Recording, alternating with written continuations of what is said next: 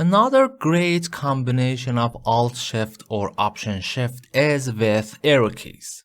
If I select my row and use Alt-Shift or Option-Shift on the Mac and use down arrow, look at what's happening. It will shift my content's entire row to any cell.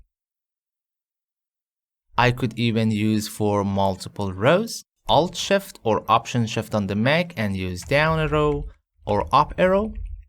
And even you don't need to select one row. If you're inside of that, hold on the Alt-Shift and then use down arrow.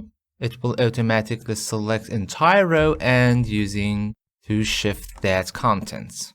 And something interesting here is if I select multiple rows here to very bottom and then use Alt-Shift or Option-Shift and then use down arrow, you see what's happening, actually splitting your table. So again, I selecting entire, Alt-Shift and down. And for merging tables together, you could use the opposite, select entire table, hold on the Alt-Shift or Option-Shift and use up arrow. Very simple and quick. Click, Alt-Shift and up arrow. And another one, as you know, the Alt-Shift or Option-Shift, it is working for style and it is not specified to the table. If I use Alt-Shift or Option-Shift and use right arrow, you see what's happening, going to the headings from 1 to 9, Alt-Shift right or Alt-Shift left.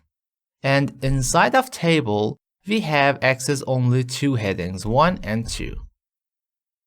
But if I create a sample text here, let's say title, and then use Alt-Shift or Option-Shift and right, it will make, look at here, inside of styles, heading 2, heading 3, 4, 5, 6, 7, 8, and 9. And also working the opposite, Alt-Shift or Option-Shift and using the left arrow. So they are very great shortcuts for increasing your speed.